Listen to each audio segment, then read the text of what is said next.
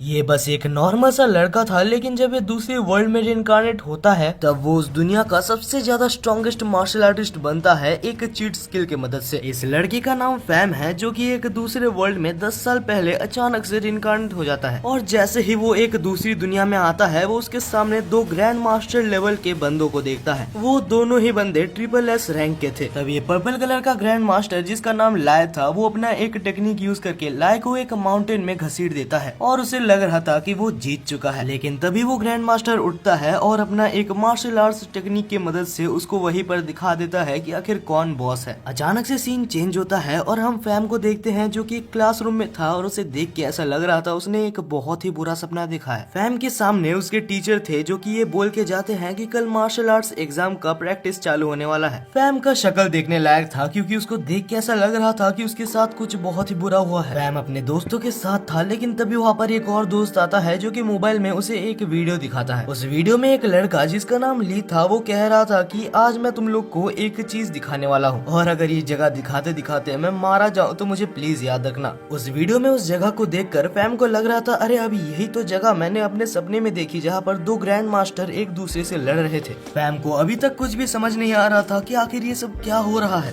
कुछ देर बाद ये सब वो इंटरनेट में सर्च करता है, जहाँ उसे पता चलता है कि एक पैरेलल वर्ल्ड में एक ऐसी दुनिया है जहाँ पर स्ट्रॉन्ग मार्शल आर्टिस्ट पूरी दुनिया को रूल करते हैं। उसे ये भी पता चलता है कि जो जितना ज्यादा स्ट्रॉन्ग मार्शल आर्टिस्ट होगा, उसकी जिंदगी उतनी ज्यादा बेटर होगी। इसका मतलब कि कल जो उसके स्कूल में मार्शल आर्ट्स का एग्जाम होने वाला है, वो कहीं ना कहीं तो रिलेटेड है। तो फैम को लगता है कि उसे इस एग्जाम में पार्टिसिपेट करना चाहिए, लेकिन उसे इस एग्जाम में पार्टिसिपेट करने के लिए 10,000 रुपए देने होंगे। और क्योंकि फैम एक दूसरी वर्ल्ड में रिइंकार्नेट हुआ है, तो उसे अभी दूसरी फैमिली भी मिली ही होगी। वो तो बस यही उम्मीद कर रहा था कि उसकी ये वाली फैमिली थोड़ी सी रिच हो, क्योंकि उसे इस एग्जाम में पार्टिसिपेट करना है। और अब कुछ देर बाद खोजते खोजते फैम अपने फैमिली के पास पहुंच जाता है, जहां पर जैसे ही वो अपने घर के अंदर घुसता है तो वो अपनी छोटी बहन को देखता है। वो एक छोटी सी बहन को अपने पास देखकर खुश हो जाता है और उसका गाल चिपने लगता है। कुछ देर बाद उसकी फैमिली एक साथ खाने बैठती है, जहाँ पर फैम अपने फादर से पूछता है, तो फादर, क्या मैं इस मार्शल आर्ट्स एग्जाम में पार्टिसिपेट कर सकता हूँ? मार्शल आर्ट्स का नाम सुनकर उसके फादर थोड़े से चुप हो जाते हैं और वहाँ से उठ के चले जाते हैं। लेकिन कुछ ही देर में उसके फादर वापस आते हैं और बहुत ही खुशी कहते हैं कि ठीक है, और उसके सामने 10,000 रुपए रख देते हैं। ऐसा नहीं है कि उसकी फैमिली बहुत ज्यादा रिच है, लेकिन इस दुनिया में फैम के फादर एक अच्छे आदमी हैं, जो कि अपने बेटे के इच्छाओं को दबा के नहीं मारते। जहां हम ये भी देखते हैं कि फैम की मदर, जो एक हाउसवाइफ थी, वो भी काम करने लगती है, ताकि वो कुछ पैसे कमा कर हेल्प कर सके फैम की मार्शल आर्ट्स में। अगले दिन सुबह जब फैम के दोस्तों को पता चलता है कि उसने 10,000 रुपए देकर मार्शल आर्ट्स में एडमिशन करवाया है, तब उसके दोस्त बोलते हैं कि तुम्हारी फैमिली ने इस पे बेकार पैसे वेस्ट किए, क्योंकि इसका कोई फायदा नहीं है। तभी हमें टीचर को दिखाया जाता है, जो कि कहता है कि एक बंदा जिसका नाम वैंग है, जो कि एक बहुत ही अच्छा मार्शल आर्टिस्ट है, वो कल हमारे स्कूल को विजिट करने वाला है और वो तुम सबको कुछ इन्फॉर्मेशन भी देगा। और उस लड़के को स्टेशन से पिकअप करने के लिए फैम को ही जाना होता है, क्योंकि उसके टीचर ने बोला था। इसके बाद हम फैम को देखते हैं अपने घर में, जो कि उदास सा बैठा था, क्योंकि ये सब काम में उसके फैमिली के बहुत सारे पैसे जा रहे थे। और तभी हम फैम के मदर को देखते हैं, जो कि 2 टाइप के पिल्स लाते हैं, जिनको ब्लड रिफाइनिंग पिल्स बोला जाता है। ये पिल्स मार्शल आर्ट्स एग्जाम में बहुत ज्यादा काम आने वाले हैं, लेकिन ये पिल्स के दाम बहुत ज्यादा है, जो की एक पिल के लिए 30,000 रुपए तक गए थे। तभी हम फैम को देखते हैं, जिसके स्टैट्स उसके सामने आ जाते हैं, जो की काफी ज्यादा लो थे, लेकिन उन पिल्स को लेने के बाद ही उसके अंदर एक बहुत ही बड़ा एनर्जी ब्लास्ट होता है। ये चीज इतनी ज्यादा एनर्जी प्रोड्यूस कर रहा था कि इसकी भनक एक क्रिमिनल को भी लग जाती है। इसको क्रिमिनल नहीं कह सकते, ये एक बहुत ही बड़ा मार्शल आर्टिस्ट है, जिसने अभी एक लड़की को कैद कर रखा है। दूसरी तरफ हमें वोंग को दिखाया जाता है, जो कि कल सुबह आने वाला था, लेकिन वो रात ही को पहुंच चुका है। और वोंग इसलिए इतनी जल्दी आया होता है ताकि वो उस क्रिमिनल को पकड़कर उस लड़की को बचा सके। दूसरी तरफ हम फैम को देखते हैं, जो काफी कंफ्यूज था और सोच रहा था कि ये मेरे साथ क्या हो रहा है। फैम को ऐसा लग रहा था कि उसकी बॉडी फिर से बन रही है, मानो उसके शरीर की एक एक मसल ग्रुप्स टूट के फिर से बन रही हो। लेकिन इतना कुछ हो जाने के बाद भी उसको बहुत ज्यादा पावर नहीं मिली थी, जिस वजह से वो सोच रहा था अगर मुझे मार्शल आर्ट सीखना है तो मुझे बहुत पैसे चाहिए होंगे। और हाँ, ये एक अच्छी बात है कि उन पिल्स को यूज कर लेने के बाद वो खत्म नहीं होते। इसके बाद ही अगली सुबह हम देखते हैं कि फैंग अपने दोस्तों के साथ सीनियर वोंग को पिकअप करने आया होता है। कुछ देर में उनके सीनियर वोंग वहां पर आ जाते हैं, और हाँ, ऐसा भी नहीं है कि वोंग को वो फ्लक्चुएशन महसूस नहीं हुई थी। और वोंग इतना ज्यादा इंटेलिजेंट है कि वो फैंग को देखते साथ समझ जाता है कि वो फ्लक्चुएशन फैंग की वजह से ही हुई थी। वोंग इन सब के बारे में ज्यादा नहीं बोलता, वो एकेडमी में चला जाता है और एक बहुत ही अच्छा सा स्पीच देता है। और वोंग की मोटिवेशनल स्पीच सुन के वहाँ पर बैठे सारे स्टूडेंट्स काफी मोटिवेट हुए थे। अब आज का दिन जैसे ही खत्म होता है तो शाम को वो सब बाहर थे, जहाँ पर वोंग फैंग और उनके दोस्तों को जो कि बस उनको पिकअप करने आए थे उनको अपना फोन नंबर देते हैं और कहते हैं अगर कभी कोई मुसीबत में पड़ जाओ तो तुम इस नंबर पे कॉल कर सकते हो, मैं यहाँ पर आने की पूरी कोशिश करूंगा। इसके बाद हम फैंग को देखते हैं जिसे अपने घर में कुछ काम आ गया था, जिस वजह से वो अपने घर के ऊपर वाले फ्लोर में जाता है। लेकिन जैसे ही फैंग ऊपर वाले फ्लोर में जाता है तो वहाँ पर उसी टॉप क्रिमिनल को देखता है। अब आप सोच रहे होंगे कि ये क्रिमिनल आखिर यहाँ पर कैसे आया, तो ये क्रिमिनल इनके पास रेंट पे रह रहा था। और तभी हम उस क्रिमिनल को देखते हैं जो कि सोच रहा था कि कहीं से पता तो नहीं लग गया कि मैं वही क्रिमिनल हूँ, जिस वजह से वो पहले फैंग को अंदर बुलाता है और चुपचाप से वहाँ पर कुछ देर वेट करता है। लेकिन फैंग को उसे देख के ही पता चल गया था कि वो वही क्रिमिनल है जिसके ऊपर बाउंटी लगी है। वो जल्दी से जैसे तैसे करके वैंग को मैसेज कर देता है और बोलने लगता है कि जल्दी से यहाँ पर आ जाओ। लेकिन वो पूरी बात बोल पाता उससे पहले ही वो क्रिमिनल उसके ऊपर एक जानलेवा हमला करता है। और इसके बाद वो सोच रहा था कि ये सिटी मेरे लिए बिल्कुल भी सेफ नहीं है, यहाँ पर सब लोग आजकल मुझे जानते हैं। और इसके बाद वो फैंग को पूरी तरीके से खत्म करने वाला होता है ताकि कोई भी क्लू ना बचे। लेकिन अचानक से जो फैंग की पावर है जो कि उसको पिल से मिली थी वो उसकी सारी थकावट को दूर कर देती है और वो फिर से खड़ा हो जाता है। इस बार फैंग उससे लड़ने की कोशिश करता है लेकिन वो कहाँ ही लड़ पाता, और इस बार तो वो क्रिमिनल फैंग को पूरी तरीके से मार ही देता। लेकिन वहाँ पर तभी सीनियर वैंग आ जाते हैं और आते साथ एक ही शॉट में उस क्रिमिनल को बेहोश कर देते हैं। और इसके बाद वो वुमेन भी यहाँ से रेस्क्यू होकर चली जाती है। और इसके बाद शाम को हम वोंग को देखते हैं जो कि सोच रहा था कि आखिर इसने एक टॉप क्रिमिनल को इतनी देर तक रोक कैसे लिया। उस क्रिमिनल के पास से बहुत सारे अच्छे अच्छे सप्लीमेंट्स मिले थे, यानी कि बहुत सारे स्टोन्स और ब्लड रिफाइनिंग पिल्स भी, जिनमें से कुछ चीजें जो कि वैंग को मार्शल आर्ट्स ट्रेनिंग में नंबर 1 होने में बहुत मदद करेंगे। और इसके बाद वैंग कुछ बहुत ज्यादा इम्पोर्टेंट बातें भी फैंग को बताता है। वो कहता है कि कौन सी पिल्स कब लेनी चाहिए, जैसे कि फैंग ने अभी जो ब्लड रिफाइनिंग पिल्स ली है वो तब लेनी चाहिए जबकि एक ट्रेनर शुरुआती दौर में हो, और ये पिल्स ज्यादा से ज्यादा 2-4 दिन तक ही काम करते हैं इन्हें लेने के बाद। और जब तुम फाइनली एक अच्छे मार्शल आर्टिस्ट बन जाते हो उसके बाद तुम्हें एक पिल की जरूरत पड़ती है जिसे कहते हैं ब्लड रिफाइनिंग एलेक्सियर। और हाँ, इसके बाद एक और पिल्स होता है जो कि बोन्स के लिए यूज किए जाते हैं। उन पिल्स का काम होता है कि वो धीरे धीरे हमारे बोन्स को स्ट्रॉन्ग करेंगे और एक मार्शल आर्टिस्ट के लिए वो सबसे ज्यादा इम्पोर्टेंट है। आखिर में वैंग एक पिल के बारे में बताता है जो कि इंटरनल ऑर्गन्स के लिए होता है। जब हमारा बॉडी ब्रेक थ्रू कर रहा होता है तब उस पिल्स का काम आता है, क्योंकि हमें नहीं पता कि कब हमारे इंटरनल ऑर्गन्स ब्रेक थ्रू के दौरान डैमेज हो सकते हैं। आखिर में वैंग बोलता है कि इन मेडिसिन को कभी भी मत ले लेना, इनको लेने का एक स्पेसिफिक टाइम होता है। और इसके बाद हम वैंग को देखते हैं जो कि अपने रूम में बैठा था और बहुत ही खुशी खुशी उन पिल्स को देख रहा था। वो उन पिल्स को अपने सिस्टम को दिखाता है और जहाँ पर हमें पता है कि कुछ देर पहले हमें उस सिस्टम में उन पिल्स की वैल्यू 40,000 दिखा रही थी। अब ये सारे पिल्स के आ जाने के बाद उस सिस्टम में उस सब की वैल्यू मिलके 2 मिलियन दिखा रही है। फैम 2 मिलियन में से कुछ पॉइंट्स को अपने अंदर ट्रांसफर करता है ताकि वो थोड़ा सा पावरफुल बन सके। और इसके बाद फाइनली जब फैम मेजर करता है तो उसकी पावर 113 कैलोरीज निकलती है। अगले दिन ही मार्शल आर्ट्स ट्रेनिंग प्रोग्राम का सिलेक्शन चालू हो चुका था और उस सिलेक्शन में सिलेक्ट होने का जो पासिंग क्राइटेरिया था वो 112 पावर्स था। वहाँ पर मौजूद सारे कॉन्टेस्टेंट्स पूरी अपनी पावर लगा रहे होते हैं ताकि वो सबसे ज्यादा पावर तक रीच कर सके। फैंग भी अपनी पूरी जान लगा देता है ताकि वो इस टेस्ट को क्लियर कर ले। धीरे धीरे वहाँ पर मौजूद सारे कॉन्टेस्टेंट हारने लगते हैं, लेकिन तभी भी हम देखते हैं कि फैंग अपनी पूरी ताकत लगा रहा होता है और फैंग की ये पावर को देख के वहाँ पर मौजूद सारे कॉन्टेस्टेंट अलग ही शौक में होते हैं। ये टेस्ट खत्म हो जाने के बाद हमें दिखाया जाता है कि फैंग की जो पावर लेवल निकली थी वो 149 निकली थी। ये पावर लेवल लगभग वैंग के समान है जो कि फैंग ने इतनी जल्दी हासिल कर लिया था। और अब फाइनली टाइम आ चुका था जबकि फैंग जाकर अपना रिजल्ट अपने फैमिली को दिखाए। जब फैंग अपने फादर को अपना रिजल्ट दिखाता है तो उसके फादर बिल्कुल इमोशनल हो जाते हैं। उसके फादर और साथ ही साथ उसके मदर भी बहुत ज्यादा खुश थे। अब हमें अगले दिन का सीन दिखाया जाता है जहाँ पर फैंग अपने सीनियर वैंग के पास जाता है जो कि उसको कांग्रेचुलेशंस बोलता है ये टेस्ट को क्लियर करने के लिए। और इसके बाद वैंग अपने मास्टर की बेटी से फैंग को इंट्रोड्यूस करवाता है। और इसके बाद वैंग थोड़ा सा इमोशनल हो जाता है और पास्ट को याद करता है जब उसके मास्टर जिंदा थे। ह्यूमैनिटी को बचाने के लिए उसके मास्टर ने अपनी जान दे दी थी। हालांकि वैंग ने अपने मास्टर को बचाने की कोशिश की थी ये कहकर कि अगर आप चले जाते हैं तो मैं आपकी बेटी से शादी कर लूंगा। लेकिन तब वैंग के मास्टर उसको डांट चले जाते हैं और कहते हैं अगर ऐसा तुमने किया तो तुम्हें पाप लगेगा क्योंकि वो एक बच्ची है। तभी हम प्रेजेंट में वैंग को देखते हैं जो कि अचानक से फैंग के ऊपर हमला कर देता है और उसको बोलता है कि तुम्हारी बॉडी अभी भी बहुत कमजोर है। और क्योंकि अभी फैंग एक अच्छे स्कोर से पास हो चुका था तो वैंग उसको कुछ यूनिवर्सिटीज के बारे में बताता है जिसमें वो भी एडमिशन ले सकता है। उसमें से वैंग एक यूनिवर्सिटी के बारे में बताता है जिसका नाम मॉड यूनिवर्सिटी था। अब वैंग ने टोटल 4 यूनिवर्सिटीज के नाम बताए थे, लेकिन मॉड यूनिवर्सिटी एक बहुत ही अच्छा ऑप्शन है।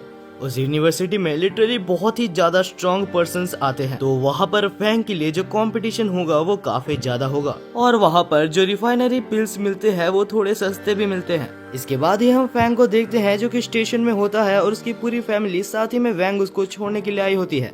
इसके बाद ही हम देखते हैं फैंग को जो कि फाइनली मॉड यूनिवर्सिटी के पास पहुंच चुका था और फैंग यूनिवर्सिटी के गेट को देख के ही चौंक गया था क्योंकि आखिर वो गेट कितना बड़ा था। और तभी वहाँ पर उसका एक सीनियर आता है जिसका नाम फैंकलिंग था, जो कि एक स्वॉर्ड को घुमाते हुए कहता है कि ये सच में एक बहुत ही अच्छी यूनिवर्सिटी है। और उसके बाद ही कहता है कि ये गेट हमें रिमाइंड करवाता है कि हमारी औकात जितनी भी बड़ी हो इसके सामने हमेशा छोटी रहेगी। हमें पता चलता है कि फैंकलिंग वैंग का एक राइवल है, जिस वजह से वो फैंग को भी ज्यादा अच्छे से ट्रीट नहीं करता। इसके बाद हम देखते हैं कि फैंग एडमिशन करवाने के लिए रिसेप्शन में अपना फॉर्म को उनको दिखाता है और वो रिसेप्शनिस्ट ये देख के हैरान थी कि फैंग 1 महीने के अंदर ही 2nd level of bone tempering पर पहुंच चुका है, क्योंकि बहुत टैलेंटेड पर्संस को भी ऐसे लेवल पर पहुंचने के लिए 6 महीने लग जाते हैं। जब वहाँ पर रिसेप्शनिस्ट कंफर्म होने के लिए फैंग का एक और टेस्ट करती है तो उसे पता चलता है कि वो 2nd नहीं 3rd लेवल पर पहुंच चुका है। और ये चीज सुनकर वहाँ पर मौजूद जितने जन भी थे सब लोग बहुत ही ज्यादा चौंक गए थे। और क्योंकि फैंग अभी एक बहुत ही अच्छे लेवल पर था तो जो जितनी अच्छे लेवल पर होगा उसको उतनी ज्यादा रिस्पेक्ट मिलती है, तो वहाँ पर रहने के लिए उसे एक बहुत ही ज्यादा लग्जरियस होटल भी दिया जाता है। फैंग को उसके होटल तक पहुँचाने के लिए वहाँ पर उसकी एक सीनियर यून उसको होटल तक पहुँचाने में हेल्प करती है। रास्ते में उसकी सीनियर यून उससे कहती है कि ये कॉलेज सच में एक बहुत ही अच्छा कॉलेज है, यहाँ तुम्हें सब कुछ बहुत ज्यादा लग्जरियस देखने के लिए मिलेगा, क्योंकि तुम्हें यहाँ पर हर समय अपना माइंड को बहुत ही ज्यादा कूल रखना होगा, क्योंकि मार्शल आर्ट्स में स्ट्रॉन्ग बनना बहुत ज्यादा पेशेंस और धीरे धीरे बहुत ज्यादा थकावट भरा काम होता है। वेल कुछ भी हो, यहाँ पर फैंग अपना लग्जरियस होटल देखकर बहुत ही ज्यादा खुश था। तभी पड़ोस में रहने वाला एक स्टूडेंट जिसका नाम चोंग था वो उससे मिलने आता है और कहता है कि फैंग तुम्हारा यहाँ पर स्वागत है। और इसके बाद चोंग कहता है कि तुम्हारा मास्टर वैंग जब यहाँ पर पहली बार एडमिशन लिया था तो मैंने सुना है कि उसने सब जन को एक ही दिन में हरा दिया था। वो सच में एक बहुत ही ज्यादा स्ट्रॉन्ग मार्शल आर्टिस्ट है और मैं ये भी एग्री करता हूँ कि तुम तो अभी मेरे से ज्यादा ही स्ट्रॉन्ग हो, क्योंकि मैंने सुना कि तुम अभी 3rd बोन टेम्परिंग लेवल पर हो और जहाँ पर मैं तो बस 1 लेवल का मार्शल आर्टिस्ट हूँ। अब ये सब बातें खत्म हो जाने के बाद ये सब मिलकर एक फील्ड में जाते हैं, क्योंकि उस फील्ड में अभी सबको बुलाया गया था ताकि वो लोग मीटिंग कर सके। फैंग और उसके दोस्त तो टाइम पर पहुंच जाते हैं, लेकिन जो लोग टाइम के बाद आते हैं वहाँ पर उनको घुसने नहीं दिया जाता, जिस वजह से वो लोग कंप्लेन करने लगते हैं और कहते हैं कि हम लोग बस 2 मिनट ही तो लेट हुए थे। लेकिन तभी वहाँ पर टीचर आ जाते हैं जो कि अपना ऑरा को रिलीज करते हैं, जिससे कि सब लोग बिल्कुल चुप हो जाते हैं। टीचर बहुत ही गुस्से में और बिल्कुल सीरियसली कहता है कि जो लोग लेट हो गए हैं वो लोग यहाँ पर एंटर नहीं कर सकते। मॉड एकेडमी एक बहुत ही स्ट्रिक्ट एकेडमी है और हम सब तुमसे ये उम्मीद करते हैं कि तुम लोग डिसिप्लिन में रहोगे। और इसके बाद टीचर बोलते हैं कि जो जो लोग लेट हो गए हैं उनके 20 क्रेडिट पॉइंट्स हम लोग माइनस कर लेंगे। अगर आपको आइडिया नहीं है तो 1 क्रेडिट पॉइंट का दाम बाहर की दुनिया में 30,000 रुपए है और एक न्यू कमर को एकेडमी में बस 50 क्रेडिट पॉइंट्स ही दिया जाता है। और ये सुन के वहाँ पर जो लोग लेट हुए थे सब लोग बहुत ज्यादा पैनिक करने लगते हैं। तभी यहाँ पर धीरे धीरे सारे टीचर्स आ जाते हैं और एक से एक टीचर बढ़कर थे। आने के बाद वहाँ पर सारे टीचर्स मिलकर अपना ऑरा को रिलीज करते हैं, जिससे कि वहाँ पर बैठे जितने भी लोग थे सब लोग पीछे चले जाते हैं। लेकिन हमारा फैंग इस चीज को एक चैलेंज की तरह लेता है और वहाँ पर अपना पावर को रिलीज करते हुए वहीं पर डटे रहने की कोशिश करता है। ये देखकर वहाँ पर टीचर्स इम्प्रेस होते हैं और कहते हैं कि तुम अभी तक एक मार्शल आर्टिस्ट भी नहीं बने, फिर भी तुम बहुत स्ट्रॉन्ग हो। और हम देखते हैं इसके बाद वहाँ के हेड मास्टर को, जो कि आता है और वो एक 8th लेवल का मार्शल आर्टिस्ट था। उसका ऑरा वहाँ पर मौजूद सारे लोगों से बिल्कुल ही डिफरेंट था। तब वहाँ पर जो सबसे पहला टीचर था वो कहता है कि तुम सबको एक एक सबसे हाई ग्रेड का ब्लड रिफाइनिंग पिल दिया जाएगा और साथ ही साथ कुछ देर में तुम लोगों का ट्रेनिंग भी हम लोग चालू करने वाले हैं। ट्रेनिंग सेक्टर में टोटल 9 फ्लोर्स है, लेकिन तुम जैसे बिगिनर्स को सिर्फ 4th फ्लोर तक ही जाने का इजाजत है। इस बिल्डिंग में मौजूद हर फ्लोर एक अलग अलग चीज को स्पेसिफाई करती है, जिससे कि तुम्हें मदद मिलेगी एक अच्छा मार्शल आर्टिस्ट बनने में। कंपटीशन का मेन रूल यही होता है कि जो जिस फ्लोर में एंड में रहेगा उससे उसी कॉलेज में असाइन कर दिया जाएगा। यानी कि बेसिकली यहाँ पर लोगों को एक दूसरे से लड़कर ऊपर जाना है, जिससे कि उसको एक अच्छा कॉलेज और अच्छा लाइफस्टाइल मिल सके। हमें ये भी बताया जाता है कि हर फ्लोर में ज्यादा से ज्यादा 400 लोग ही रह सकते हैं और अगर टाइम खत्म होने के बाद कोई दूसरे फ्लोर में आता है तो उसे वहीं पर एलिमिनेट कर दिया जाएगा और साथ ही साथ उसके 30 क्रेडिट पॉइंट भी ले लिए जाएंगे। अब इसका मतलब यही है कि जो जितना ऊपर जा सकता है उसको उतना अच्छा कॉलेज मिलेगा। अगले सीन में हम देखते हैं वो सभी को बिल्डिंग के अंदर, जहाँ पर फैंग बोलता है कि तो ठीक है, फाइटिंग चालू हो चुकी है और मैं तुम्हें मिलता हूँ 4th फ्लोर में। ये सुन के डोंग बोलता है कि अरे भाई कहाँ भाग रहा है, मेरे को तो लेके जा।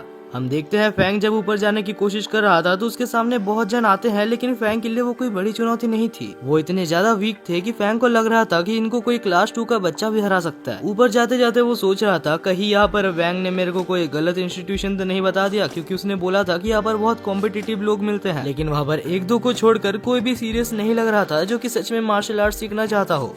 दूसरी तरफ हम डोंग को देखते हैं जो कि अच्छा खासा लड़ रहा था, लेकिन तभी वहाँ पर एक मोटा आता है जो कि उसके पैर को खाने लगता है। अगले सीन में हमें एक लड़के को दिखाया जाता है जो कि सबसे पहला था, जो कि 4th फ्लोर में पहुंचा था। नहीं पता क्यों, लेकिन वहाँ पर फैंगलिंग भी था जो कि वहाँ पर उसको देखकर मुस्कुरा रहा था। करीबन 1500 स्टूडेंट्स में से 100 या 200 बंदे ही होते हैं जो कि 4th फ्लोर तक पहुँच पाते हैं। हमें पता है कि एक फ्लोर में ज्यादा से ज्यादा 400 लोग ही रह सकते हैं और धीरे धीरे 4th फ्लोर भी भर रहा था और अभी तक फैंग वहाँ पर नहीं पहुँचा था। लेकिन जैसे ही वहाँ पर डोंग आता है उसके 5 मिनट के अंदर ही फैंग भी वहाँ पर आ जाता है।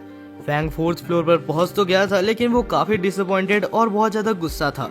वो वहाँ पर आते साथ जोर से सबको बोलता है कि मैं इस इंस्टीट्यूशन में बस इसीलिए आया था ताकि मेरे को हाई कंपटीशन मिल सके, लेकिन मैं देख रहा हूँ कि यहाँ पर सब लोग बिल्कुल कमजोर और 1 नंबर के गधे हैं। ये सुनकर वहाँ पर मौजूद सारे लोग बहुत ज्यादा गुस्सा हो जाते हैं और फैंग को एक घमंडी पागल बुलाने लगते हैं। ये सब देखकर वहाँ पर प्रिंसिपल बहुत ज्यादा दुखी था और सोच रहा था इस साल कोई अच्छा बंदा आया ही नहीं है। और तब प्रिंसिपल वहाँ पर अनाउंस करता है कि आधे घंटे के अंदर जो भी फैंग को हरा देगा उसे 1 क्रेडिट पॉइंट मिलेगा। बस एक रीजन मिल गया उन लोग को फैंग को मारने के लिए। अब 1 क्रेडिट पॉइंट के चक्कर में वहाँ पर सब लोग मिलकर फैंग के ऊपर हमला करने लगते हैं। लेकिन गाइस ये मत भूलना कि हमारा फैंग उसके मास्टर वैंग के लेवल पर पहुँच चुका है। तब फैंग और डोंग मिलकर वहाँ पर मौजूद सब लोग को बहुत बुरी तरीके से हरा देते हैं।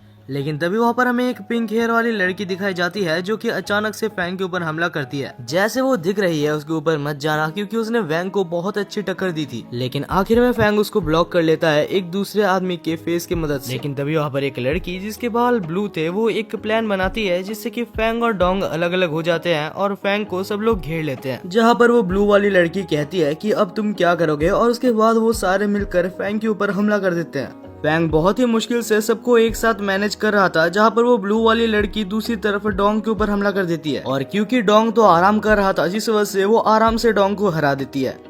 दूसरी तरफ हम रिसेप्शन में बैठे हुए टीचर्स को देखते हैं जो कि ये देख रहे थे कि आखिर फैंग एक नॉर्मल सा लड़का इतना ज्यादा ताकतवर हुआ कैसे, क्योंकि उसके फैमिली बैकग्राउंड में भी ऐसा कोई है नहीं जो कि उसको ताकतवर बना सके। दूसरी तरफ हम डोंग को देखते हैं जो बहुत बुरी तरीके से हार गया था और यहाँ पर फैंग को तो बहुत मुश्किलें हो रही थी क्योंकि लगभग 20 से 25 लोग उसके ऊपर एक साथ हमला कर रहे थे और फैंग सबके सामने सिस्टम का यूज भी नहीं कर सकता, जिस वजह से वो एक छोटा सा पिल खा लेता है जिससे कि उसे थोड़ी सी एनर्जी मिल जाती है।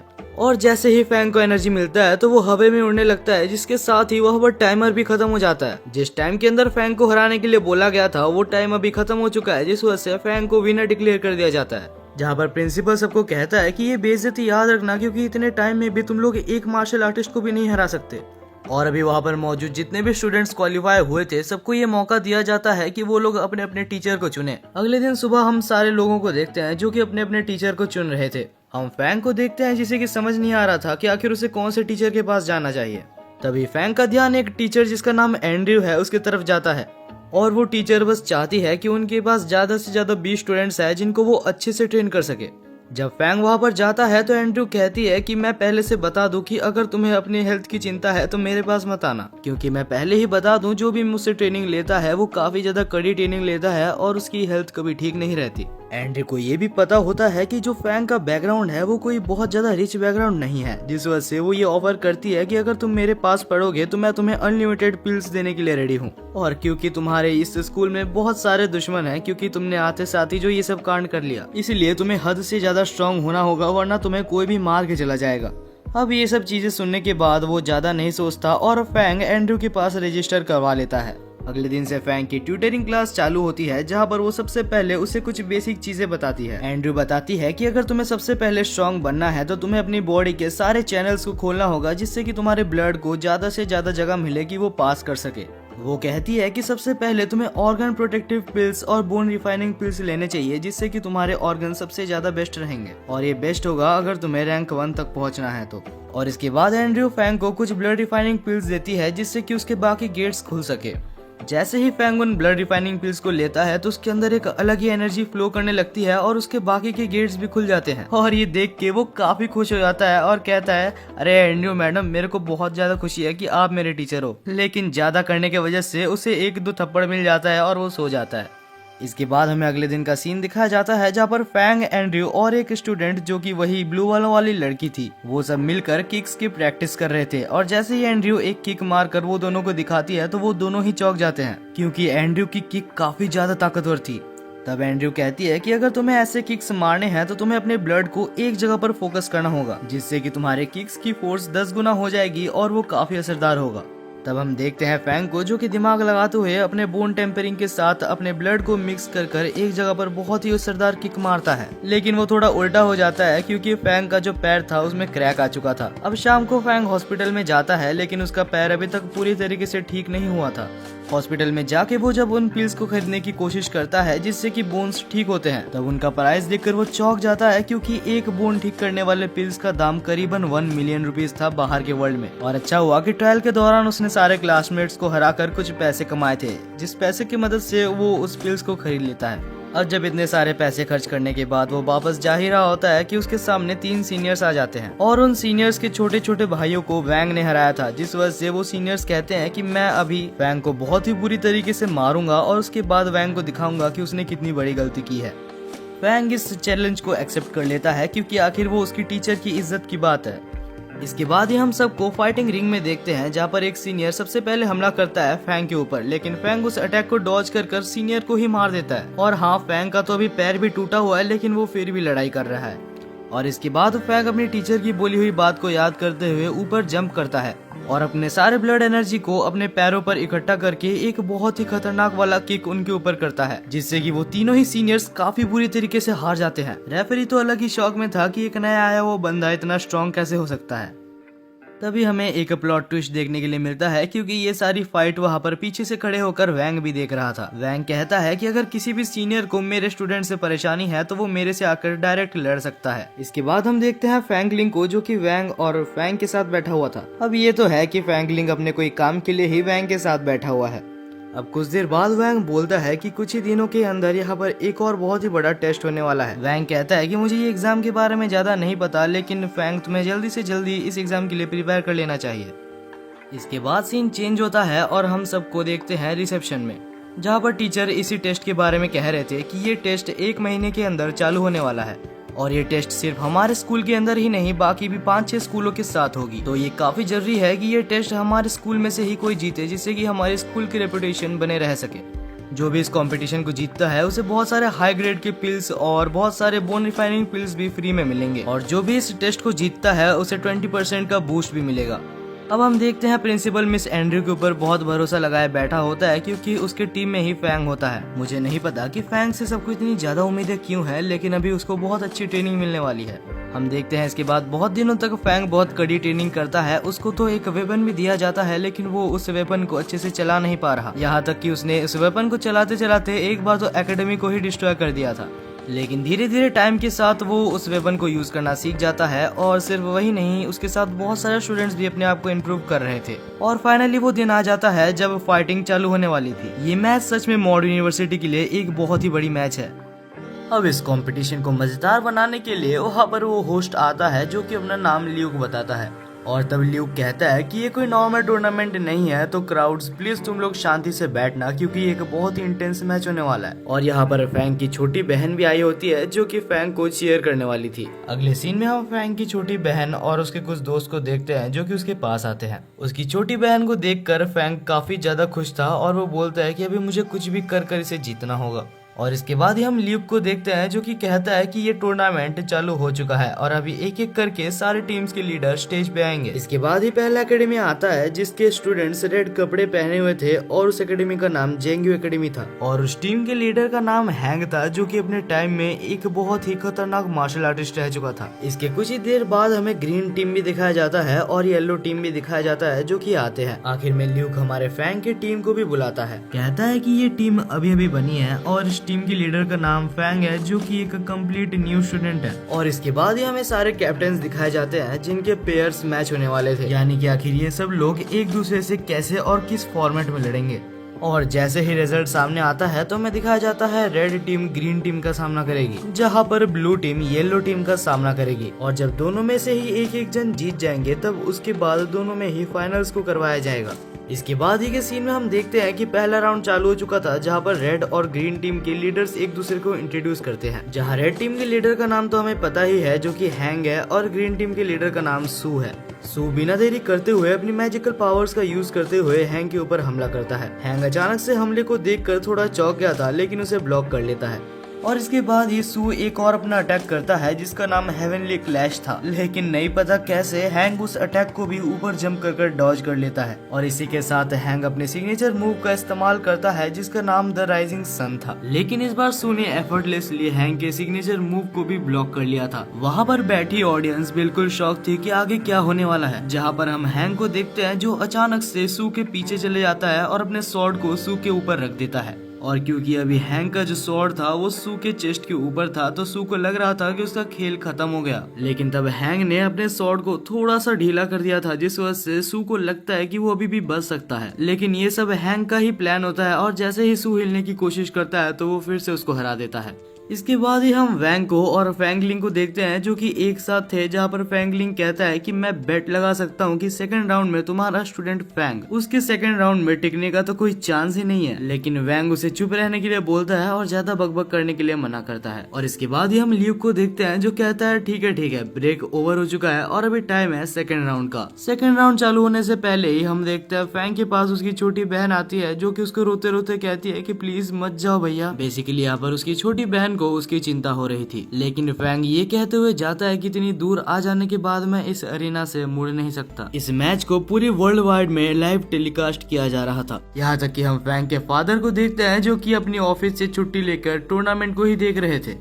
दूसरी साइड हम रिपोर्टर को देखते हैं जो पहली बार फैंग का इंट्रोडक्शन दे रहा था। हर एक मार्शल आर्टिस्ट की तरह ही फैंग का जो सिग्नेचर मूव था उसका नाम था द लेजेंडरी लायन रोर, और ये सिग्नेचर मूव को ऐसा माना जाता है कि ये 1 लाख में से एक बंदा ही कर सकता है। तभी फैंग का ओपोनेंट पूछता है तो क्या तुम सच में इसको यूज कर सकते हो, लेकिन सामने से फैंग कोई भी आंसर नहीं देता।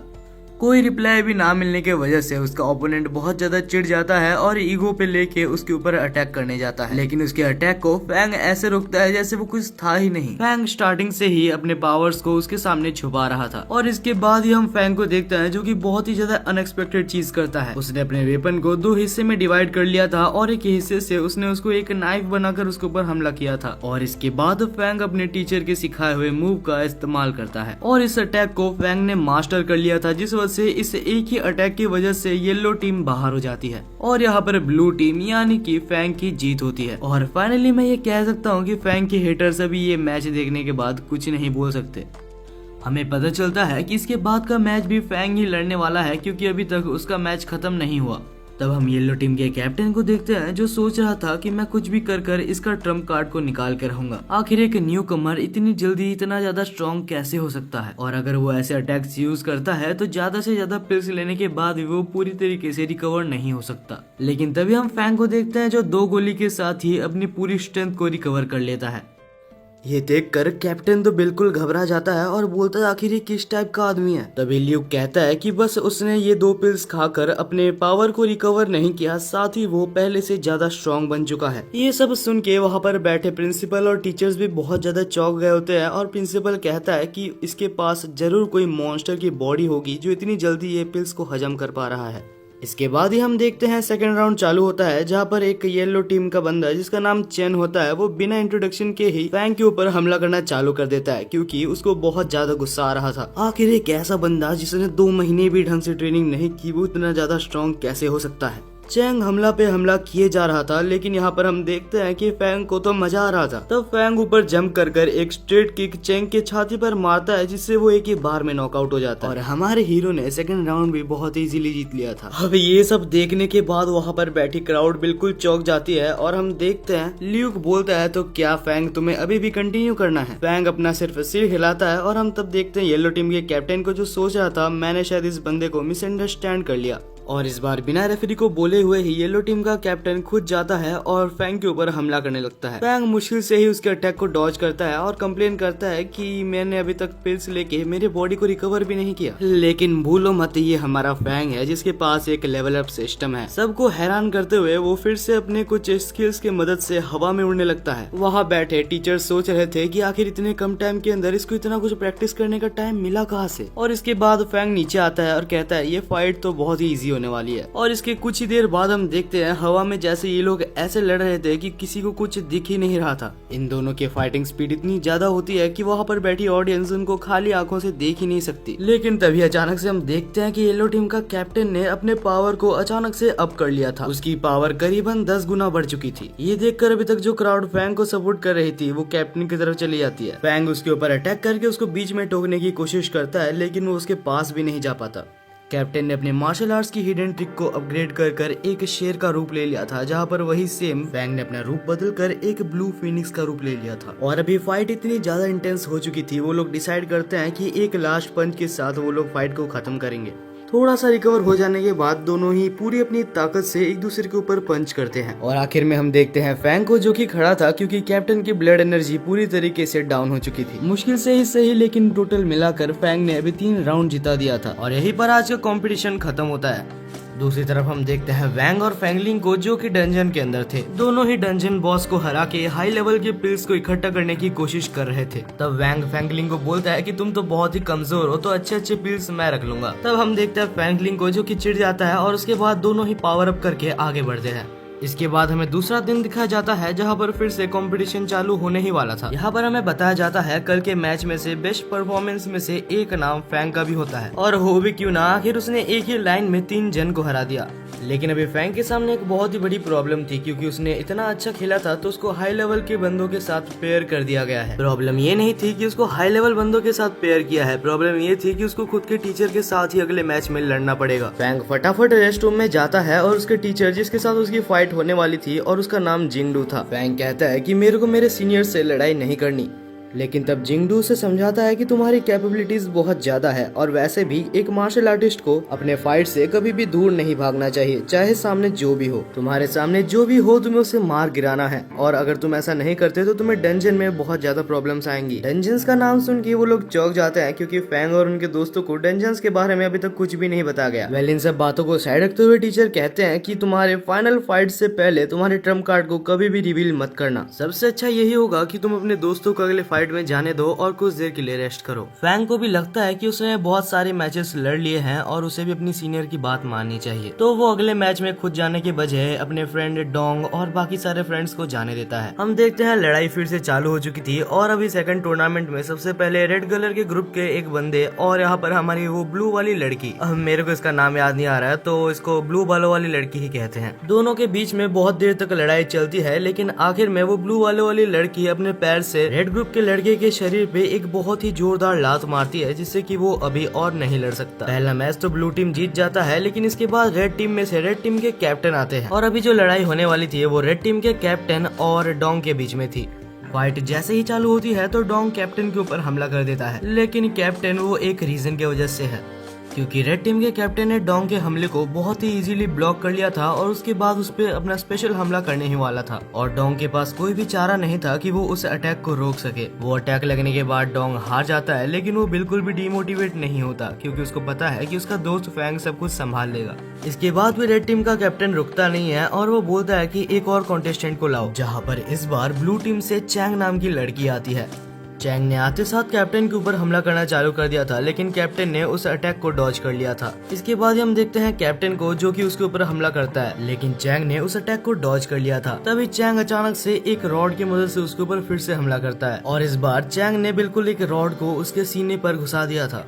चैंग भले ही हार जाती है लेकिन वो बिल्कुल भी दुखी नहीं है, क्योंकि वहाँ पर बैठी ऑडियंस और बाकी सारे उसके टीममेट्स उसको सपोर्ट कर रहे थे। वो कह रहे थे कि भले ही तुम हार गई लेकिन तुमने अपना बेस्ट दिया है और पूरी कोशिश की है। तो अभी हम दूसरी साइड देखते हैं वैंग और फैंकलिंग को, जो कि बहुत तेजी से भाग रहे थे। उनको एक बहुत ही अच्छा ब्लड नर्चरिंग पिल तो मिला था, लेकिन उनका पीछा कर रहे थे 5th लेवल के मार्शल आर्टिस्ट, और वो बहुत सारे थे जिस वजह से वो दोनों उनको मिलकर नहीं हरा सकते। तब वैंग मजबूरन में वो पिल को छोड़ देता है। सीन फिर से अरीना में शिफ्ट होता है। यहाँ पर ब्लू टीम पूरी कोशिश कर रही थी ताकि वो जीत पाए, लेकिन रेड टीम के कैप्टन के बदले में जो बंदा आया था वो बहुत ही ज्यादा स्ट्रांग था और उसने 2 मिनट से भी कम टाइम के अंदर में ही ब्लू टीम के एक बंदे को हरा भी दिया था। इस तरीके से फाइनल्स में पहुंचना फैंग की टीम के लिए मुश्किल होता जा रहा था। फैंग को हम देखते हैं जो कि काफी ज्यादा गुस्सा में था और सोच रहा था आखिर मैं अभी क्या करूं, लेकिन आखिर में कुछ राउंड्स ब्लू टीम भी जीतती है, जिस वजह से वो लोग फाइनली फाइनल्स में सिलेक्ट हो जाते हैं। फैंग की टीम ने फाइनल्स में अपना जगह तो बना लिया था, लेकिन फैंग की टीम में से आधा से ज्यादा बंदे बहुत ज्यादा इंजोर्ड थे। तभी वहाँ पर टीचर आते हैं और सबको बोलते हैं कि बिल्कुल भी डिमोटिवेट मत हो, और साथ ही फैंग वहाँ पर सबको मोटिवेट करने के लिए कुछ अच्छी बातें बोलता है जिससे कि वो लोग फिर से मोटिवेट होते हैं। तभी वहाँ पर एक स्टूडेंट टीचर को पूछता है तो फाइनल्स के लिए जो 3 बच्चे जाने वाले हैं आखिर वो कौन कौन है। टीचर ने बोला था कि ये डिसीजन तुम्हारे लीडर फैंग का होगा।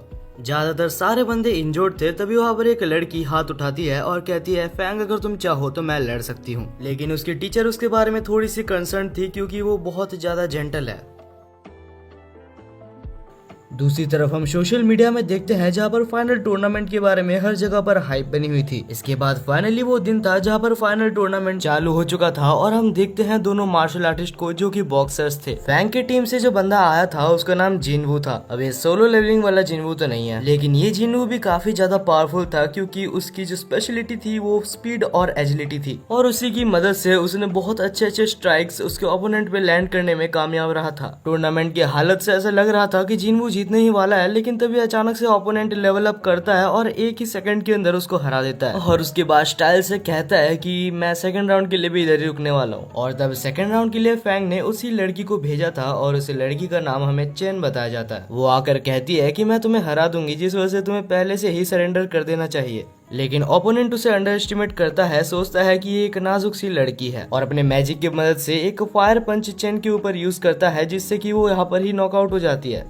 जैसे ही ल्यूक बोलने वाला था कि ब्लू टीम हार चुकी है, तभी एक बहुत ही अनएक्सपेक्टेड चीज होता है। चेन अचानक से उठने लगती है क्योंकि उसकी रिवाइवल पिल उसको फिर से ताकत दे रही थी। चेन तो वापस रिकवर हो चुकी थी, लेकिन उसका ओपोनेंट बेहोश हो गया था क्योंकि उसने बहुत ज्यादा मैजिक यूज कर लिया था, जिस वजह से अभी एक एक राउंड दोनों ही टीम के हो चुके हैं। और इसके बाद ये रेड टीम के एक वन ऑफ द स्ट्रॉन्गेस्ट बंदे को वहाँ पर बुलाया जाता है, जो कि आते साथ चेन के ऊपर पंचेस की बारिश कर देता है। लेकिन चेन भी अभी अपने आप को होल्ड बैक नहीं करती और अपना एक स्पेशल मूव को यहाँ पर ट्राई करती है। वो मूव सच में इतना ज्यादा ताकतवर था कि उसका हर एक अटैक जाकर उसके ऊपर लग रहा था कि रेड टीम हारने वाली है, लेकिन तभी वो बंदा चेन का पैर पकड़कर उसको नीचे पटक देता है। और इस बार वो बंदा एक ऐसा मूव यूज करता है जो कि उसकी फैमिली की ट्रेजर है। अगर ये मूव चेन को लग जाता तो हो सकता था चेन वहाँ पर मारी जाती, लेकिन सही टाइम पर फैंग वहाँ पर आके उस अटैक को रोक देता है। और इसके बाद फैंग उसको दिखाता है कि उसे लग भी कैसे रहा था कि वो ये टूर्नामेंट जीत सकता है, क्योंकि 2 मिनट के अंदर अंदर ही फैंग ने उसको बहुत बुरी तरीके से हरा दिया था। और अभी जो बैटल होने वाला है वो फाइनली 2 टीम लीडर्स के बीच में है। रेड टीम कैप्टन हैंग वहाँ पर बिना इंट्रोडक्शन के ही फैंग के ऊपर अटैक करना चालू कर देता है, और फैंग तभी वहाँ पर अपना एक स्पेशल मूव यूज करता है, ब्लड ब्रस्ट फ्रेंजी। लेकिन तब हैंग भी उस अटैक को रोक देता है अपने ही एक मूव के द्वारा, जिसने कि फैंग के अटैक को मिड एयर में ही रोक दिया था। तभी हम देखते हैं फैंग को जो कि फिर से एक अटैक करने जाता है, लेकिन तभी हैंग उसके पीछे आकर एक डंडे से उसके सिर पर बहुत जोर से मारता है, जिससे कि फैंग को बहुत ज्यादा जोर से लगता है और उसको बहुत सारी इंजरीज भी होती है। लेकिन वो चुपचाप से कुछ पिल्स खाकर अपने सिस्टम की मदद से बहुत जल्दी रिकवर हो जाता है, और अब वो फिर से रेडी है फाइट बैक करने के लिए। दूसरी तरफ हम वैंग और फैंगलिंग को देखते हैं जो कि हॉस्पिटल के बेड में थे, और वहाँ पर टीवी में यही शो को देखते हुए कहते हैं कि 2 पिल्स के साथ आखिर फैंग इतनी जल्दी रिकवर कैसे हो रहा है। वापस बैटलफील्ड में हम हैंग शू को देखते हैं जो बहुत सारे अटैक्स यहाँ पर फैंग के ऊपर कर चुका था। फैंग उस अटैक को डॉज नहीं कर पाता और वो नीचे गिर जाता है। फैंग अब इतनी बुरी हालत में है कि वो हिल तक नहीं पा रहा, यहाँ तक वो बात भी नहीं कर पा रहा। जब ऐसा लग रहा था कि ये सब कुछ खत्म हो चुका है और वो लोग टूर्नामेंट हार ही चुके हैं, तभी आउट ऑफ नोवेयर वो कहीं पर सिस्टम के अंदर चले जाता है और अचानक से पूरी तरीके से रिकवर हो जाता है। अब तुम इसे सिस्टम का मैजिक कह लो या चीट स्किल, लेकिन बाहर की दुनिया में वो सबको ऐसे दिखाता है कि उसने कोई रिकवरी पिल ली है। तभी हैंग शू बोलता है कि तुम्हारा कोई भी ओल्ड अटैक अभी मेरे ऊपर काम नहीं करेगा। लेकिन द फैंग बहुत ज्यादा गुस्से में था और वो अपने ट्रम्प कार्ड को यहाँ पर रिवील करते हुए एक बहुत ही खतरनाक अटैक करता है। उस अटैक का नाम था टाइगर ब्रेक्स द आर्मी। हैंग शू ने ये बिल्कुल भी नहीं सोचा था कि ये अटैक सच में इतना ज्यादा ताकतवर हो सकता है। इसी एक अटैक ने डिसाइड कर दिया था कि फैंग इस मैच को जीत चुका है।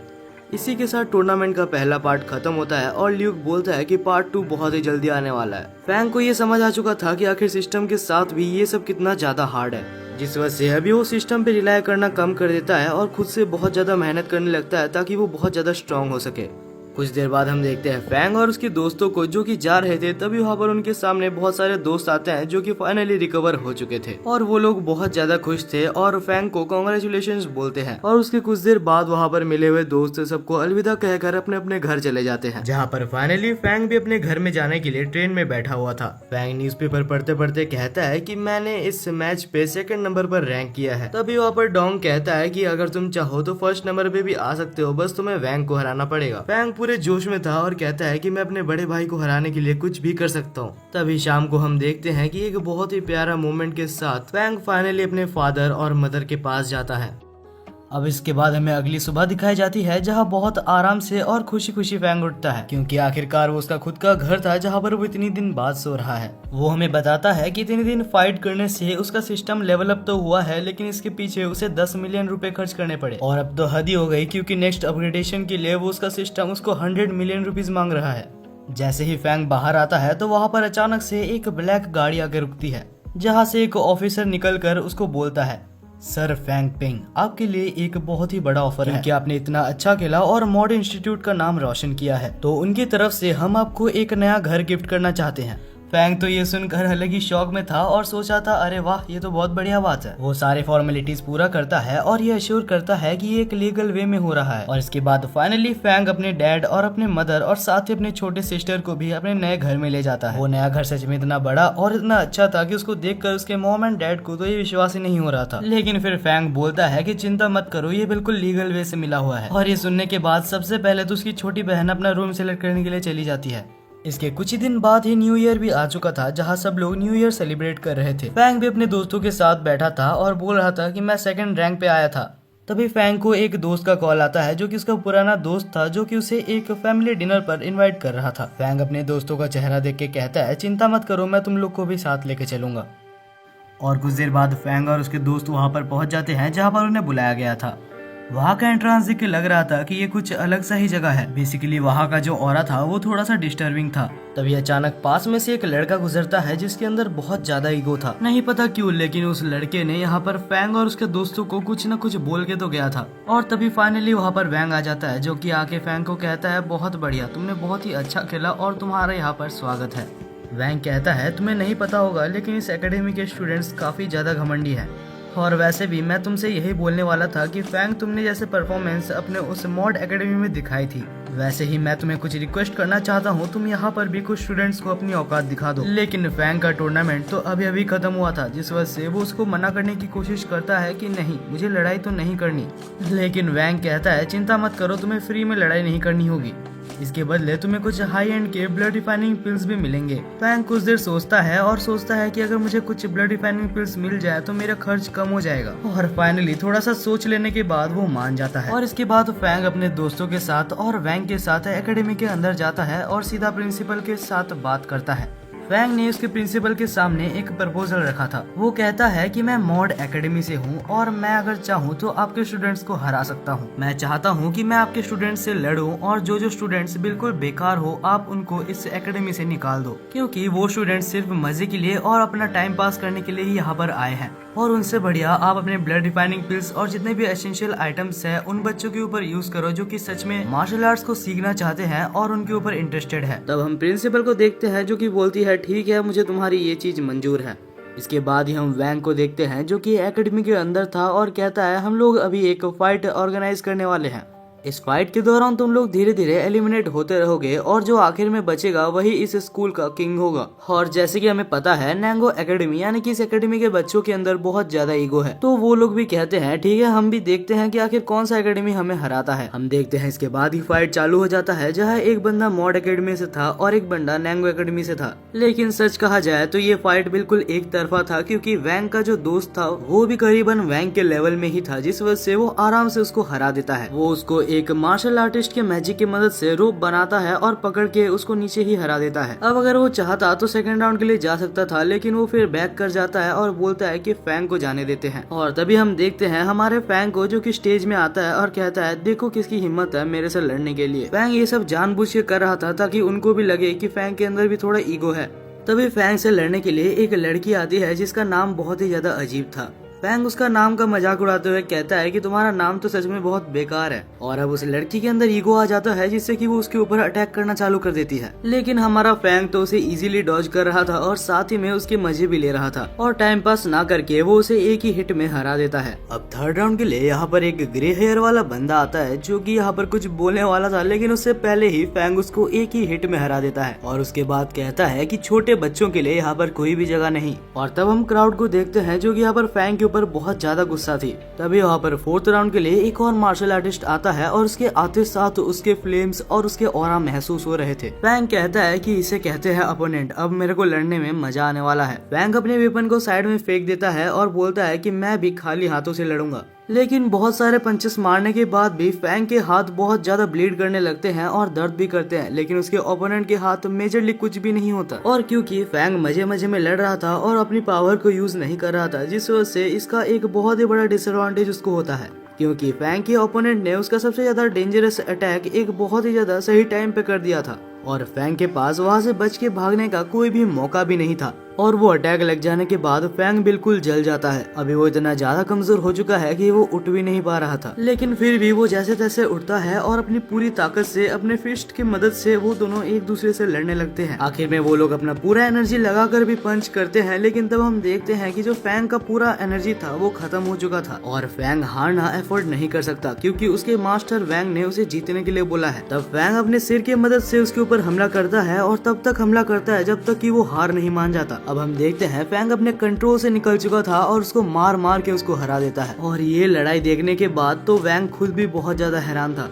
तब वैंग फैंग को रुकता है और स्टेज में जाके कहता है अगर किसी के अंदर हिम्मत है तो वो अभी भी फैंग को चैलेंज कर सकता है। लेकिन फैंग की पागलपंती देखने के बाद वहाँ पर कोई भी नहीं जाना चाहता, जिसको देखकर वैंग कहता है अगर तुम्हारे अंदर बस इतना ही हिम्मत थी तो तुम लोग इतना ईगो किस बात का दिखा रहे थे। और फाइनली उस एकेडमी के बच्चों को समझ आता है कि उन्हें अभी भी बहुत कुछ सीखना है। इसके अगले दिन हम देखते हैं फैंग को जो कि चल रहा था, जहाँ अचानक से टीचर लू उसको बोलती है कि तुम्हारे साथ मुझे एक बहुत ही जरूरी काम है, याद से मेरे ऑफिस में आ जाना। फैंग को समझ नहीं आता कि आखिर टीचर लू को उसके साथ क्या काम होगा, लेकिन जैसे ही वो एकेडमी के अंदर एंटर करता है तो वो तभी यहाँ पर फैंगलिंग को देखता है जो कि एक बंदे को पीट रहा था। बेसिकली ये एक टेस्ट मैच चल रहा था अपने पावर को टेस्ट करने के लिए। तभी फैंगलिंग कहता है तो फैंग तुम्हें भी मुझे पीटना है क्या, तुम इधर आ सकते हो। लेकिन तभी टीचर लू उसको एक ही मुक्के में उड़ा देती है। और इसके बाद हम फैंग को देखते हैं जो टीचर लू के साथ जा रहा था, जहाँ पर टीचर लू उसे कुछ इम्पोर्टेंट चीजें बताती है। ये जगह हमने ब्रेक थ्रू के लिए बनाई है। और सबसे बड़ी बात मैं तुम्हें ये बताना चाहती हूँ कि एक थर्ड लेवल का मार्शल आर्टिस्ट, जैसे कि तुमने अभी फैंगलिंग को देखा कि वो थर्ड लेवल का मार्शल आर्टिस्ट है और वो इतना ज्यादा स्ट्रॉन्ग है कि अगर वो चाहे तो मिड लेवल के 10 मार्शल आर्टिस्ट को एक साथ संभाल सकता है। और मेरे को जितना पता है तुम अभी थर्ड लेवल में पहुंचने के लिए थोड़े से ही दूर हो, तो हमने यहाँ पर एक कंसंट्रेशन कैंप बनाया है। अगर तुम चाहो तो वहाँ पर जाकर ब्रेक थ्रू कर सकते हो। लेकिन जब फैंग वहाँ पर जाके उस जगह का प्राइस पूछता है तो वो प्राइस सुन के वो बिल्कुल ही चौंक जाता है, लेकिन फिर भी वो राजी हो जाता है वहाँ पर ब्रेक थ्रू करने के लिए, क्योंकि उसके पास कोई और ऑप्शन नहीं था। जब फैंग जाकर चेम्बर के अंदर बैठ के मेडिटेशन करता है तब हम देखते हैं कि वहाँ पर कुछ ब्लू पार्टिकल्स उड़ते हैं जो कि उसके मेडिटेशन को 100x तक गुना कर देते हैं। और तब फैंग अपने माना चैनल्स को एक साथ मेडिटेट कर उन सबको जोड़ता है, जिससे कि वो थर्ड लेवल पर पहुंच जाता है। और थर्ड लेवल पर पहुंच जाने के बाद वो फाइनली इतना ज्यादा खुश होता है कि वो टीचर लू को थर्ड लेवल के कुछ ब्लड मास्टरिंग पिल्स मांगने लगता है, लेकिन टीचर लू तो उसको इग्नोर करके वहाँ से चली जाती है। और इसके बाद ये हम मॉड यूनिवर्सिटी के प्रिंसिपल को देखते हैं जो कह रहे थे कि अभी टाइम आ चुका है। गवर्नमेंट की तरफ से ये ऑर्डर आया है कि हम कुछ बच्चों को डंजन में भेजें। लेकिन वहाँ पर दूसरे टीचर इस बारे में बहुत ज्यादा डाउट करते हैं और कहते हैं कि ये बहुत ही ज्यादा डेंजरस हो सकता है, क्योंकि हमें नहीं पता कि आखिर डंजन्स के अंदर क्या क्या हो सकता है। चाहे हम बच्चों को भेजे या ना भेजे, हमें उनके ऊपर नजर तो रखना ही होगा। डंजन्स के अंदर क्या क्या निकल सकता है उसके लिए हमारी दुनिया बिल्कुल भी तैयार नहीं है। दूसरी तरफ हम फैंग को देखते हैं जो कि एक सीक्रेट ट्रेनिंग में जा रहा था, जो कि बस उन्हीं लोगों के लिए था जो कि 3rd रैंक पर पहुंच चुके हैं। तभी अचानक से वहाँ पर शू आती है जो फैंग को पूछती है, तो फैंग क्या तुमने मेरे टीचर को कहीं पर देखा है? फैंग कहता है नहीं मैंने नहीं देखा। और उसके बाद शू और फैंग दोनों ही अंडरग्राउंड जगह पर चले जाते हैं। जैसे ही वो लोग वहाँ पर पहुँचते हैं तो वहाँ पर ट्रक से 2 जन की डेड बॉडी निकलती है। ये देखकर वो लोग बिल्कुल चौंक गए थे कि आखिर ऐसे कैसे कोई मर सकता है। और ये कैजुअलिटीज डंजन के अंदर ही हुई थी। और जहाँ पर हम शू के टीचर को देखते हैं जिसका हाथ बुरी तरीके से कट चुका होता है। तभी वहाँ पर प्रिंसिपल कहता है कि 6 मार्शल आर्टिस्ट जो बहुत ही ज्यादा हाई लेवल के थे वो बिल्कुल लापता हो चुके हैं। फैंग बिल्कुल अलग ही शौक में था और सोच रहा था आखिर डंजन में ऐसा क्या हो सकता है जो सब लोग मारे जा रहे हैं। कुछ देर बाद वो लोग उनका फ्यूनरल करते हैं जहाँ पर वो लोग एक अच्छे काम के लिए मारे गए थे। जो लोग मारे गए थे उनके दोस्त और फैमिली मेंबर्स वहाँ पर रो भी रहे थे। दूसरे ही दिन सुबह हमें उसी टीचर को दिखाया जाता है जो कि सारे स्टूडेंट्स को समझा रही थी कि आखिर डंजन्स के अंदर क्या क्या था। टीचर कहती है कि ये डंजन का कॉन्सेप्ट करीबन 800 साल पहले आया था, जहाँ एक बहुत ही बड़ा अर्थक्वेक की मदद से डंजन का गेट ओपन हो गया था। और हमने जब एंट्रेंस पे जाने की कोशिश की तो वहाँ पर ही बहुत सारे लोग मारे गए। सुनने को ऐसा ही आया है कि एंट्रेंस में ही लेवल 8 के मार्शल आर्टिस्ट रहते हैं। हमें ये भी बताया जाता है कि इस वर्ल्ड के अंदर 22 डंजन्स है जिनके अंदर बहुत ज्यादा खतरनाक बीस्ट्स हो सकते हैं जिनके बारे में हमें पता तक नहीं। और ऐसा भी मानना है कि उन डंजन्स के अंदर कुछ बहुत ज्यादा वैल्यूएबल रिसोर्सेज भी हैं। इसके बाद ही क्लास खत्म होता है और हम देखते हैं टीचर को जो कि बाहर आते हैं, जहाँ शू अभी भी अपनी टीचर को लेके बहुत ज्यादा डिप्रेस्ड थी। लेकिन तब टीचर कहती है कि चिंता मत करो, अगर मैं तुम्हें नहीं सिखा सकती तो टीचर लू तुम्हें जरूर सिखाएंगे। लेकिन तब हम टीचर लू को देखते हैं जो कि कहती है कि पहले मैं इसका टेस्ट लूंगी और उसके बाद ही मैं देखूंगी इसे सिखाना है या नहीं। और तभी हम देखते हैं फैंग को जो कि इधर उधर की बातें करने लगता है ताकि शू को ये सब बातों का बुरा ना लग जाए। तब हम टीचर लू को देखते हैं जो फैंग को एक स्क्रोल देती है और कहती है कि जब तुम नीचे जाओगे डंजन के पास तुम्हें एक ओल्ड मैन मिलेगा जिसके व्हाइट हेयर्स होंगे, उसको ये स्क्रोल दे देना। और हाँ, उसको ये कहना मत भूलना कि तुम्हारे बच्चे अभी भी तुमसे प्यार करते हैं। और अगले ही सीन में हम देखते हैं फैंग को जो कि एक स्टोर में गया था और उससे बोलता है कि मुझे कुछ हाई लेवल ग्रेड के पिल्स दे दो। कुछ हाई लेवल ग्रेड के पिल्स खरीद लेने के बाद अब वो लोग फाइनली रेडी थे डंजन में जाने के लिए। और अब फाइनली वही दिन था जहाँ पर वो लोग फाइनली डंजन में रेड के लिए जाने वाले थे।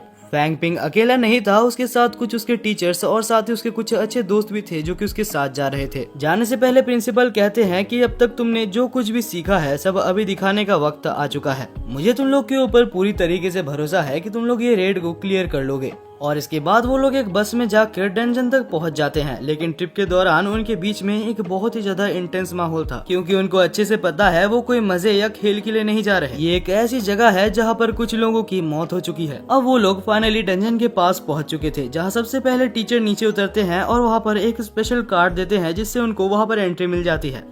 जैसे ही वो लोग अंदर आते हैं तो वहाँ पर एक बहुत ही बड़ा लॉबी था जहाँ पर बीच में एक बिल्डिंग में बहुत सारे क्वेस्ट लिखे हुए थे। अब वहाँ पर मौजूद सारे पार्टीज को ये डिसाइड करना था कि आखिर कौन सा पार्टी कौन सा क्वेस्ट को पूरा करेगा। वहाँ एक ऐसा जगह भी था जहाँ पर वो लोग रेयर आइटम्स को एक्सचेंज या सेल कर सकते हैं। जैसे ही वो लोग अंदर जाते हैं तो वहाँ पर गार्ड्स बहुत ही ज्यादा स्ट्रिक्ट होते हैं। फैंग को वहाँ पर अंदर घुसते साथ कुछ बहुत ही ज्यादा अजीब सा और एंशिएंट सा महसूस होता है। तभी वहाँ पर मौजूद गार्ड्स उनको कहते हैं कि ये जगह बहुत ज्यादा डेंजरस है, अगर एक छोटी सी भी गलती हुई तो तुम्हारी जान जाना यहाँ पर पक्की है। एक सजेशन मैं तुम्हें देना चाहता हूँ कि तुम लोग कभी भी कुछ भी हो जाए एक दूसरे से अलग मत होना, वरना शायद तुम लोग मारे जा सकते हो।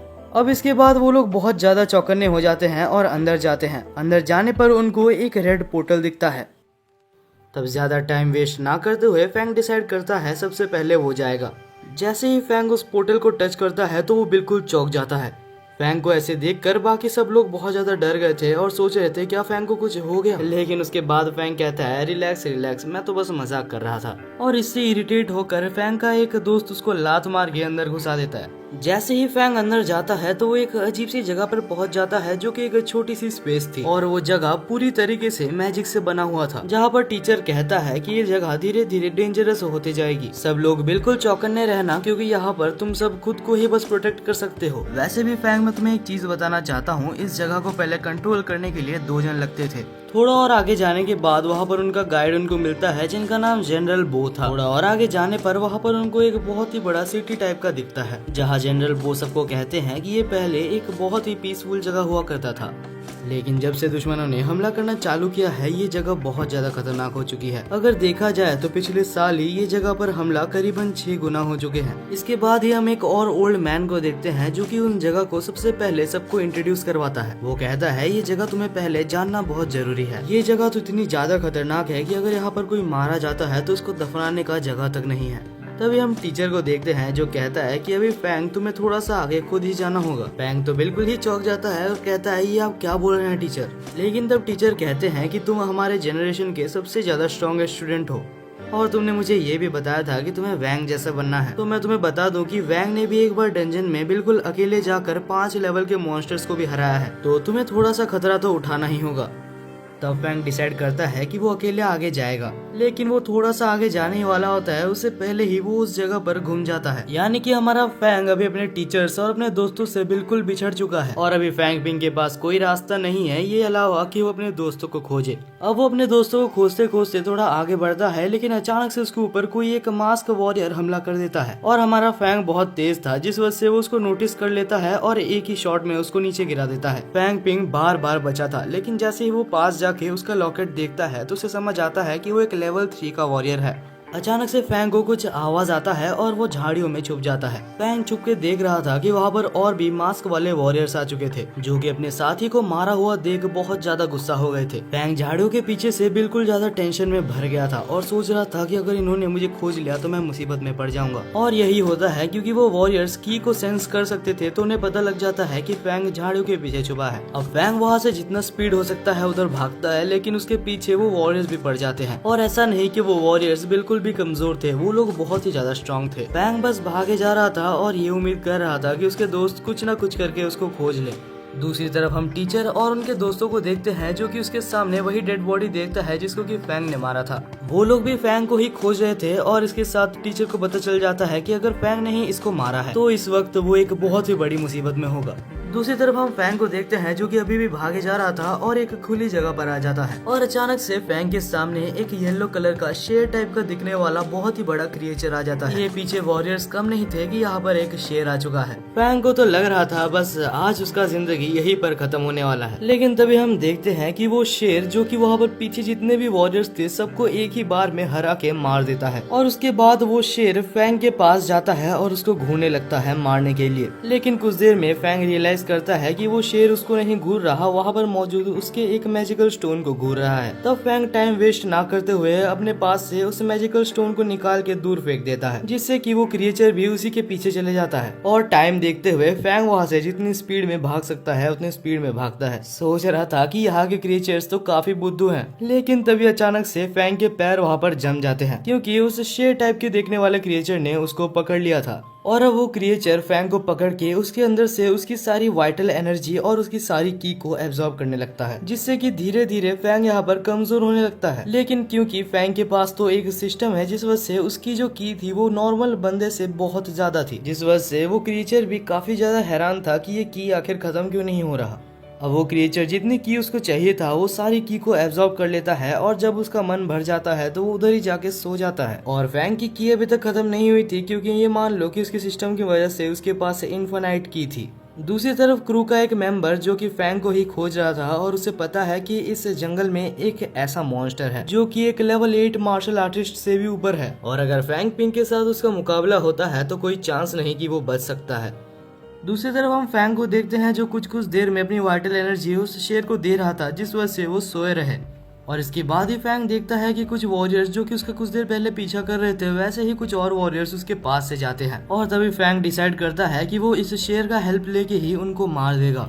तभी हम देखते हैं फैंग को जो कि उस शेर का माइंड थोड़ा सा डाइवर्ट करता है और 2 मिनट के अंदर अंदर ही वो शेर उन सबको मार देता है और फिर से वहाँ पर सोने के लिए चला जाता है। और इसके बाद ही फैंग चुपके से जाता है और उन वॉरियर्स के सारी इंपॉर्टेंट चीजों को कलेक्ट कर लेता है जिसको बेच के वो कुछ पैसे भी कमा सकता है। तभी फैंग वहाँ से छुप के थोड़ा सा आगे जाने का डिसाइड करता है और जैसे ही वो थोड़ा सा आगे जाता है तब फैंग वहाँ पर एक बहुत ही स्ट्रेंज चीज देखता है। वहाँ पर झुंड में बहुत सारे क्रिएचर्स थे जो कि व्हाइट कपड़े पहने हुए थे और उनके सिर के ऊपर एक अजीब सा सिंबल बना हुआ था। फैंग चुपचाप से फिर से उस शेर के पास आ जाता है और उसके पास ही बैठना प्रेफर करता है। तभी फैंग अपने सिस्टम के अंदर देखता है कि क्या वो अपग्रेडेशन कर सकता है। लेवल 4 मार्शल आर्टिस्ट बनने के लिए उसे 200 मिलियन रुपीस चाहिए और साथ ही साथ उसका सिस्टम उसे ब्लड का सेक्रीफाइस भी मांग रहा था, जिस वजह से फैंग डिसाइड करता है कि अभी मैं ये नहीं कर सकता। कुछ देर बाद हम फैंग को देखते हैं जो कि उस शेर के साथ बात करने की कोशिश करता है और उसको ये बोलता है कि मैं यहाँ से अगर चले जाता हूँ तो मैं ये वादा करता हूँ कि इसके बाद आके मैं तुम्हें बहुत सारा की दूंगा और साथ ही साथ मैं तुम्हारे लिए बहुत सारे शिकार भी लाऊंगा। और ये कहने के बाद फैंग वहाँ से चुपचाप निकल लेता है। और कुछ देर बाद हम देखते हैं कि जैसे तैसे अभी फैंग ने अपने क्रू को खोज लिया था, लेकिन अपने टीचर्स और अपने दोस्तों को खोजते खोजते उसने बहुत सारे जन के साथ फाइट की थी जो कि बहुत ज्यादा डेंजरस था। और जब फैंग वापस आता है तो उसके पूरे शरीर से खून निकल रहा था। इसके बाद ही जल्दी से जल्दी फैंग को हॉस्पिटल में ले जाया जाता है और वहाँ पर उसके टीचर्स उसके ऊपर क्वेश्चंस की बारिश कर देते हैं। तब फैंग कहता है कि मैं जब वहाँ पर था तब मैंने एक बहुत ही बड़ा क्राउड देखा था जिन्होंने व्हाइट कपड़े पहने थे और उनके पास एक अजीब सा सिंबल था। एक्चुअली वो सिंबल कुछ सन और फ्लावर्स जैसे दिख रहे थे। ये सुनने के बाद वहाँ पर मौजूद सारे हाई लेवल टीचर्स बहुत ज्यादा परेशान हो जाते हैं क्योंकि एक बहुत ही ज्यादा सीरियस मैटर है, क्योंकि ऐसा हो सकता है कि वहाँ के लोग अगर चाहे तो ह्यूमैनिटी के ऊपर अटैक करने का प्लान बना रहे हैं। जल्दी से जल्दी वहाँ पर मौजूद सारे टीचर्स एक बहुत ही बढ़िया फोर्स को तैयार करते हैं कि अगर ऐसा कुछ होता भी है तो उस फाइट के लिए ये लोग रेडी रहे।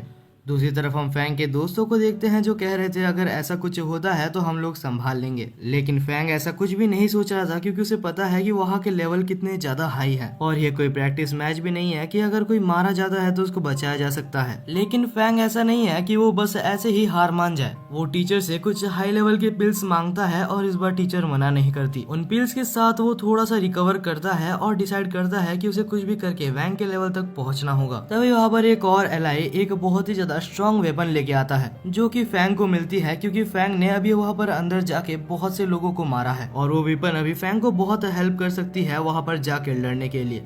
दूसरी तरफ हम सोल्जर्स और टीचर्स को देखते हैं जो कि बिल्कुल रेडी हो चुके हैं अपने अपने वेपन को लेके।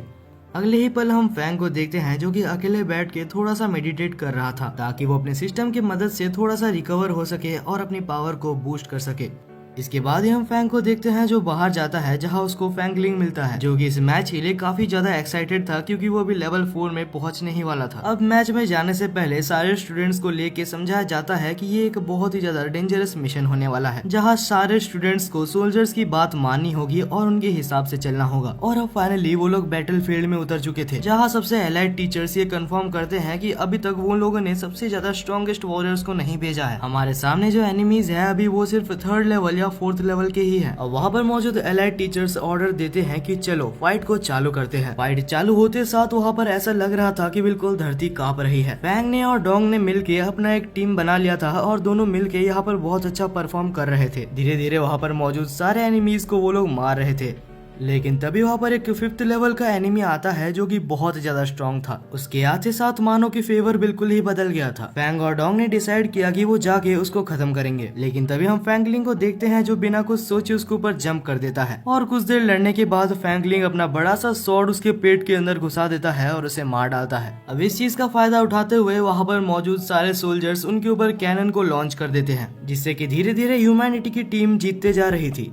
लेकिन ये देख के कि ह्यूमैनिटी की टीम जीत रही है वहाँ से खुद 8th लेवल के मार्शल आर्टिस्ट आ जाते हैं और उनके आते साथ ही बैटल फील्ड की ऑरा बिल्कुल चेंज हो गई थी। मानो वो लोग ऐसे कह रहे थे कि तुम लोग मुझसे नहीं जीत सकते। अब वहाँ पर मौजूद सारे टीचर्स जो कि 6th लेवल के थे वो सारे उनके ऊपर हमला करना चालू कर देते हैं, लेकिन कोई भी टीचर उनको अच्छे से हरा ही नहीं पाता। धीरे धीरे करके वहाँ पर मौजूद सारे सीनियर्स और सारे टीचर्स डिफीट हो रहे थे। माहौल बहुत ज्यादा इंटेंस जा ही रहा था, लेकिन तभी वहाँ पर एंट्री होती है प्रिंसिपल और बाकी सारे एलाइड टीचर्स की, और वो भी 8th लेवल के ऊपर के मार्शल आर्टिस्ट हैं। यहाँ पर मौजूद सारे प्रिंसिपल्स अलग अलग इंस्टीट्यूशंस के 8th लेवल के मार्शल आर्टिस्ट हैं और बाकी एकेडमी के प्रिंसिपल्स ने भी उनके ट्रस्टीज को बुलाया था जैसे कि रेड टीम के हैंग और बाकी सब। अब हम देखते हैं कि ये फाइट बहुत ज्यादा इंटेंस जा रही थी। सारे प्रिंसिपल्स मिलके भी वहाँ पर एनिमी के जनरल को हरा नहीं पा रहे थे। तब हम प्रिंसिपल को देखते हैं जो कि डिसाइड करता है तो अभी मुझे ये करना ही होगा। तब वो वहाँ पर एक सेल्फ सेक्रीफाइस अटैक करता है और वो अटैक इतना ज्यादा बड़ा था कि उससे कोई कोई भी मारा जा सकता था, जिससे कि वहाँ पर मेन एनिमी टीम का लीडर मारा जाता है। और क्योंकि एनिमी टीम का लीडर ही मारा जा चुका था तो वहाँ पर मौजूद बाकी एनिमीज का कोई मकसद था ही नहीं, जिस वजह से वहाँ पर मौजूद एनिमीज खुद ही खुद को मार डालते हैं। और ये सब हो जाने के बाद वहाँ पर बिल्कुल सब लोग चुप हो चुके थे। तब वहाँ पर सारे प्रिंसिपल्स कहते हैं कि ह्यूमैनिटी के बेटर के लिए और नेक्स्ट जनरेशन के लिए हमारे प्रिंसिपल ने अपनी जान दी है और हम इस सेक्रीफाइस को कभी भी भूल नहीं सकते। और इसी के साथ हमारा ये सीजन भी यहीं पर खत्म होता है। तो गाइज ये जरूर बताना कि आपको ये एनीमे आखिर कैसा लगा। और मैं एक छोटा सा गोल रख रहा हूँ, प्लीज 150 कमेंट्स पूरा कर देना। आपके डिमांड पर मैंने 1 घंटे की वीडियो लाई है, तो यार बस कमेंट में इतना बता देना कि ये एनीमे आपको कैसा लगा।